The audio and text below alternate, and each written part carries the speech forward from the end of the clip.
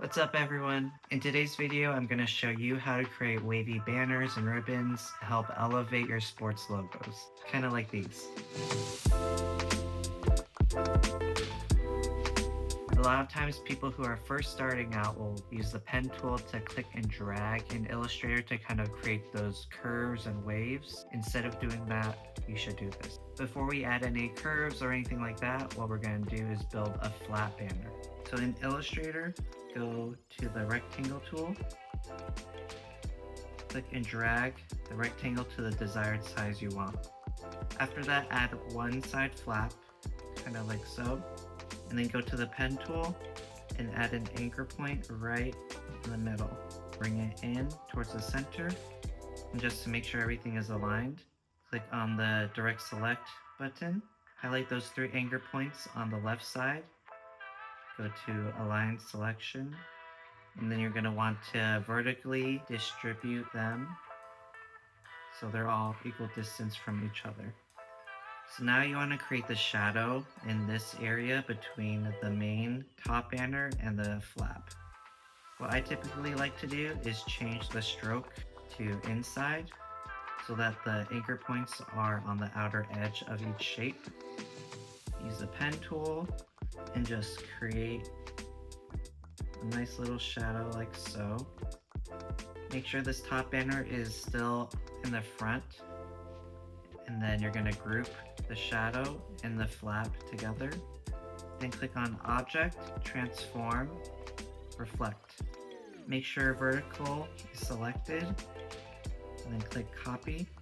Then you're going to move the reflected flap all the way to the other side, and make sure that this shadow here is aligned. Then you're going to group all this together. What you want to do next is select the whole banner, click on the Appearance button, click the FX button, go down to Warp, and from here you have a whole selection of different things you can do to shape and bend and curve the banner. So for this video, I'm just going to click Arch. And here in the warp options pop-up, you have the ability to change how much or how little you want this banner to bend. You can also distort it horizontally or vertically. Some of the other warp option styles that I like to use in my banners and ribbons for sports logos are Arch, Flag, and Rise. So after you've selected kind of how you want to warp and shape the banner, you can always hide the effect to edit and then show it again. So in this next step, let's add some words to this banner. In the Appearance panel, I'm going to hide the effect and then go to the Text tool, and I'm going to type out Champions. Let me find a better font. Make it all caps and drag it into the banner.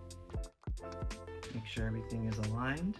And now double click on the banner to get it inside the group, as you can see here in the top left of your window.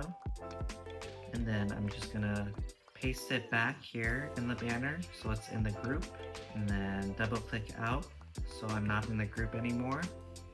Click the banner, turn on the arch effect, and there you can see that the whole banner, including the words here, are taking on that curved arch shape.